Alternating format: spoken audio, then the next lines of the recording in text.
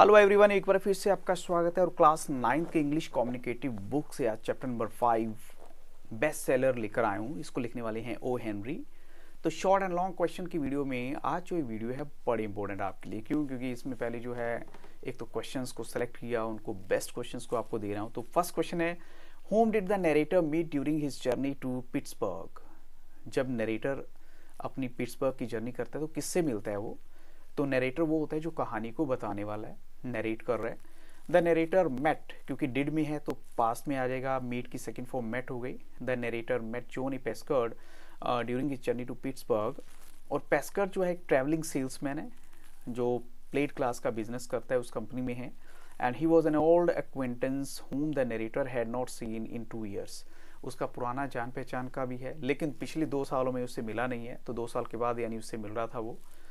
अब चलते हैं क्वेश्चन 2 के लिए। What was the book पेस्कर्ड had hurled on the floor? ऐसी कौन सी बुक है जिसको पेस्कर्ड ने फ्लोर पे फेंका एकदम से?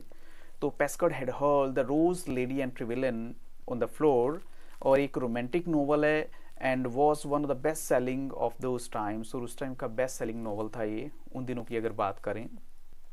क्वेश्चन 3 है, What was जोनी पेस्कर्ड like? यानी जोनी पेस्कर्ड जो है वो कैसा दिखता था? अब उसकी थोड़ी सी डिस्क्रिप्शन आपको देनी है।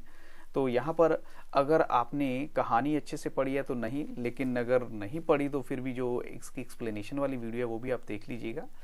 तो जोनी पेस्कर्ड वॉज लाइक अ फेस, यानी ऐसा फेस है जो क्राउड में है, मतलब आम आदमी की तरह, कोई ऐसा उसका अट्रैक्टिव सा फेस नहीं है। And there was nothing striking or heroic in his personality. कोई भी बात उसकी पर्सनैलिटी में ऐसी नहीं है जो काफ़ी अट्रैक्टिव सी हो, स्ट्राइक करे आपको एकदम से। स्मॉल मैन है और विद ए वाइट स्माइल, उसके फेस पे वाइट स्माइल रहती है ऐसे हमेशा।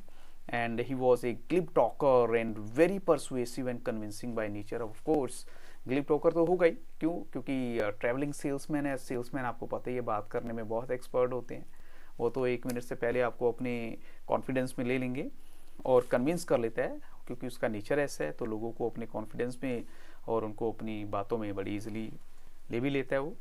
अब क्वेश्चन 4 है, what was the work philosophy of the पेस्कर्ड?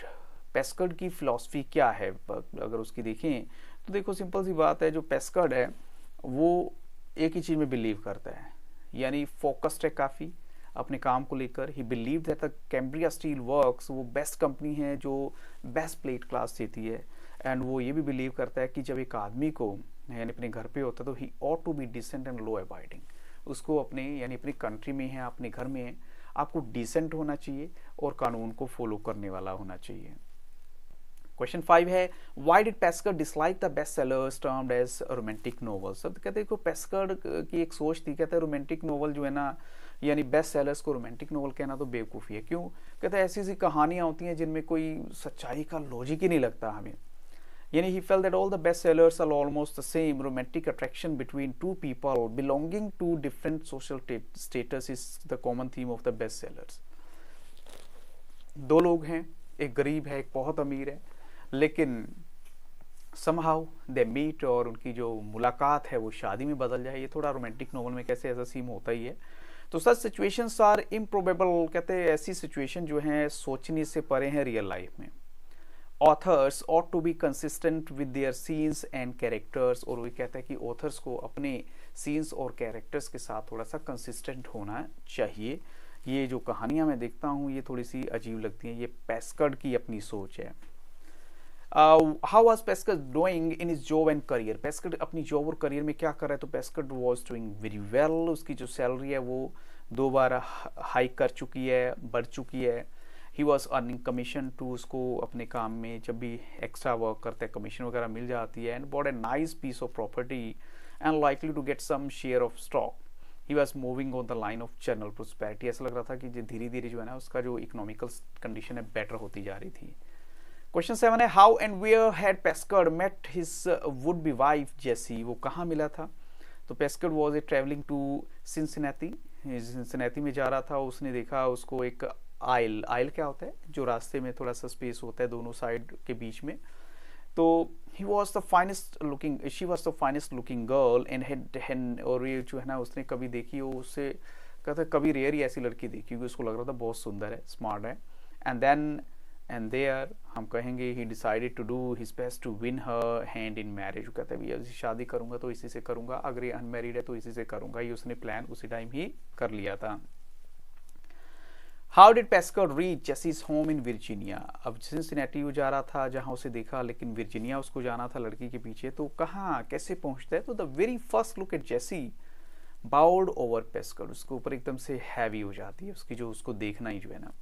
तो लिविंग ऑल असाइड ही डिसाइड करता काम गया बाहर में, पहले तो इसको फॉलो करता हूँ और देखता हूँ अगर ये इसको जीत पाऊँ तो, इसका शादी के लिए इसको मना पाऊँ तो she change several trains but he remain pursuing her successfully, लेकिन उसको लगातार वो फॉलो करता रहता है, वो चाहे बार बार ट्रेन बदल भी रही है। तो when she अलाइटेड from the train in Virginia, जब वो उतरती है वर्जीनिया में तो पेस्कर्ड वहीं पे था। And pursuing Jessie and her father colonel Allyn he decided he reached her doorstep, तो समहाउ उनको फॉलो करते करते उनके घर के बाहर तक वो पहुंच ही जाता है। क्वेश्चन 9 है why did the sight of Jessie's home unnerve Pescud. वो थोड़ा सा अननर्व सा क्यों हो जाता है, कहते हैं ओ माय गॉड इतना बड़ा मेंशन, इतना बड़ा विला, यानी Jaycees home was in the top of A hill and it was a huge white mention flaunting very tall white pillars and high ceilings. वो कहते हैं इतनी बड़ी बिल्डिंग तो मैंने कभी नहीं देखी, इतनी बड़ी बिल्डिंग, तो हैरान हो जाता है। और ऐसा लगता था जैसे किसी गवर्नर का मेंशन हो। The house was surrounded by thousands of lake and rose beds, यानी वहाँ काफ़ी फ्लावर्स और लिली जैसे फ्लावर की जो अलग अलग टाइप के हैं। द साइट फील्ड पेस्कर्ड विद वो एकदम से सर उसके रोंगटे खड़े हो जाते हैं। वो समझ आता है कि जैसे एक हायर क्लास से हैं and he had to plan his approach very, यानी उसको उसके पास पहुँचने के लिए कुछ ना कुछ तो अलग से प्लान करना पड़ेगा। क्वेश्चन 10 है why did Pescud stay at Burston, कहाँ पे वो रुकता है। तो there was one single hotel जिसका नाम था बे व्यू हाउस बर्स्टन में, and Pescud booked himself in the hotel. He got, वो थोड़ा सा लैंडलॉर्ड से बातचीत करता है और उससे पता लगता है बातचीत करके कि जो जेसी है वो अपने फादर कर्नल एलिन के साथ रहती थी, और उसे ये भी पता लगता है कि they were one of the oldest and noblest families in the town. अच्छी परिवार है टाउन के अंदर, अगर देखें अच्छी रिप्यूटेड फैमिली थी उनकी। क्वेश्चन 11 है डिस्क्राइब पेस्कर्स फर्स्ट कन्वर्सेशन विद जेसी। आपको पेस्कर की पहली कन्वर्सेशन जो जेसी के साथ है वो डिस्क्राइब करनी है। अब उनकी क्या कन्वर्सेशन होती है ये भी देखो जरा।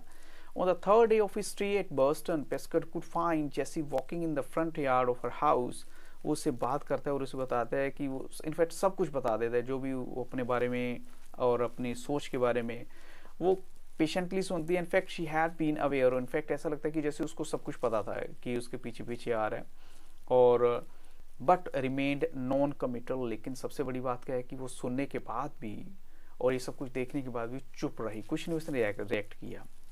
क्वेश्चन 12 क्या कहते हैं describe Pescud's meeting with colonel Allyn. अब जेसी के बाद कर्नल एलिन से जब उसकी मीटिंग होती है तो तब आपको थोड़ा सा डिस्क्राइब करना है। तो Pescud reach the colonel's doorstep at 11 AM and was heralded into his presence after a long wait, यानी आपको पता है थोड़ा सा इंतजार करना पड़ा इसे वहाँ पे।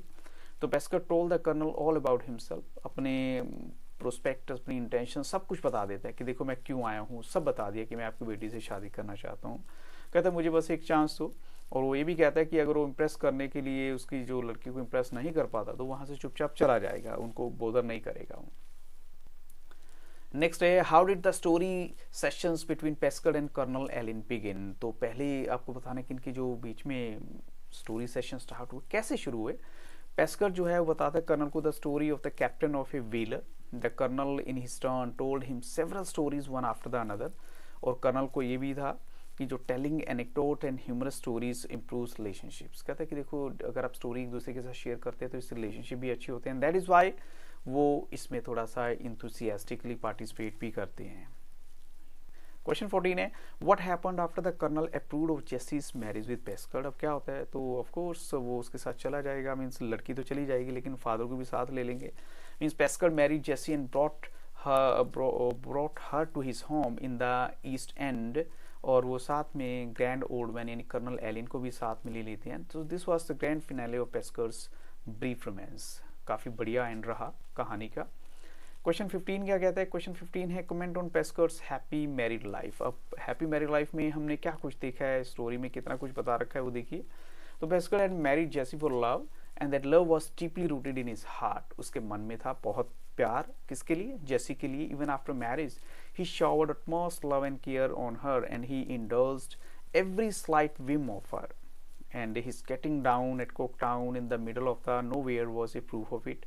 He had gone down just to dig up some of the cuttings and blossoms for her favorite petunias. Actual में देखो वो अपनी वाइफ के लिए एक ऐसी जगह पे जाता है जहाँ पर वो कभी पहले नहीं भी गया, लेकिन सिर्फ क्योंकि इसकी वाइफ ने बोला था तो पेटूनियास लेने के लिए वहाँ चला जाता है वो.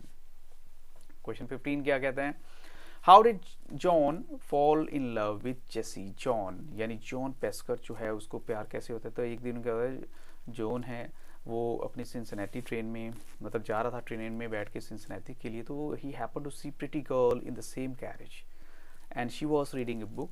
जॉन ने एकदम से महसूस किया कि वो एक ऐसी लड़की थी जिसको वो चाहेगा कि उससे शादी कर ले, उससे वो पार्टनर बना ले. तो he kept looking at her from the side doors of his eyes.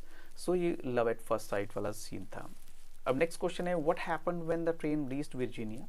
तो जैसे ही वहाँ से ऑफ कोर्स उतरेगी, जब ट्रेन वर्जीनिया पहुँचती है, एक ओल्ड मैन आते हैं उसको रिसीव करने. He look proud as Julius Caesar and he took Jessie's little satchel and the two went up to a road along the hill. तो पेस्कर्ड उसके पीछे पीछे चलता रहता है.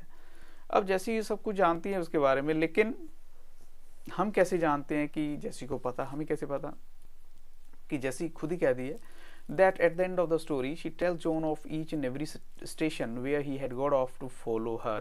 और वो उसको ये भी पता है कि जहाँ उसने ट्रेन मिस की.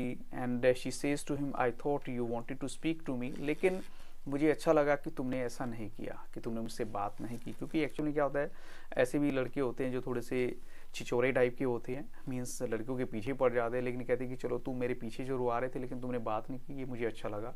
ये एक सेंसिबल तरीके से सब कुछ हुआ. ये लॉन्ग क्वेश्चन है. सो यहाँ पर हम कहेंगे लुक्स मैटर लिटिल. अब देखो लुक्स, किसी की जो लुक होती है वो थोड़ा सा उसका रोल होता है किसी की सक्सेस में. और क्योंकि हम जॉन पेस्कर की स्टोरी में देखते हैं कि वो ज़्यादा स्मार्ट तो नहीं था, लेकिन देखो उसे जैसी जैसी लड़की मिल गई.